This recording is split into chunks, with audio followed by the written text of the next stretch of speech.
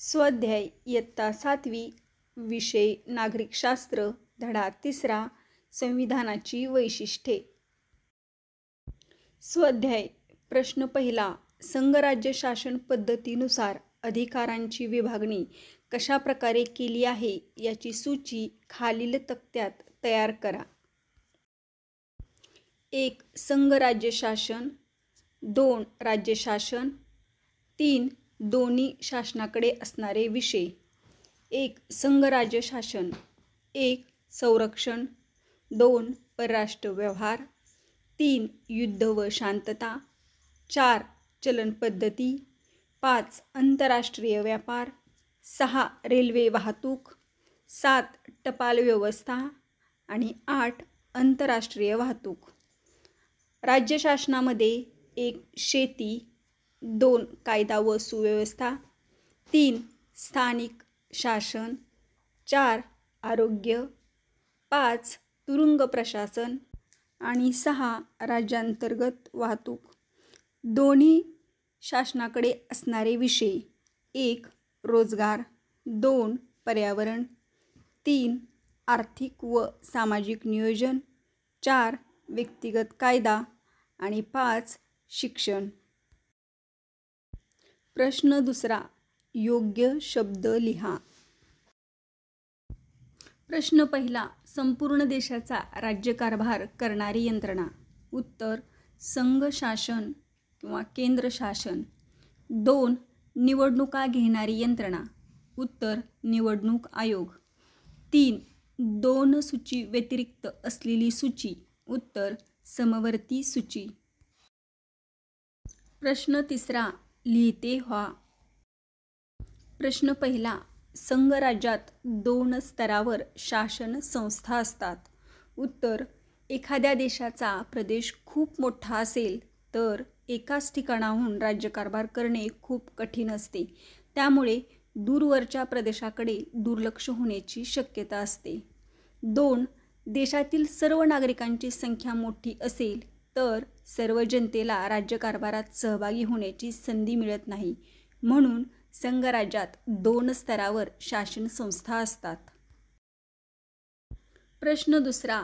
शेषाधिकार म्हणजे काय? उत्तर. भारतीय संघराज्यातील अधिकाराचे वाटप 3 सूचीमध्ये केलेले आहे. या सूचीमधील विषयाव्यतिरिक्त उरलेले विषय आणि एखादा नव्याने निर्माण झालेला विषय यावर कायदा करण्याचा अधिकार संघ शासनाला असतो. या अधिकारालाच शेषाधिकार असे म्हणतात. प्रश्न तिसरा. संविधानाने न्यायमंडळ स्वतंत्र ठेवलं आहे. उत्तर. व्यक्तीमधील किंवा राज्य आणि केंद्र यांच्यातील वादग्रस्त प्रश्नांची सोडवणूक करण्यासाठी संविधानाने स्वतंत्र न्यायव्यवस्थेची निर्मिती केली आहे. न्यायालय हे निरपेक्षतेने दोन्ही बाजू ऐकून न्यायदान करीत असतात.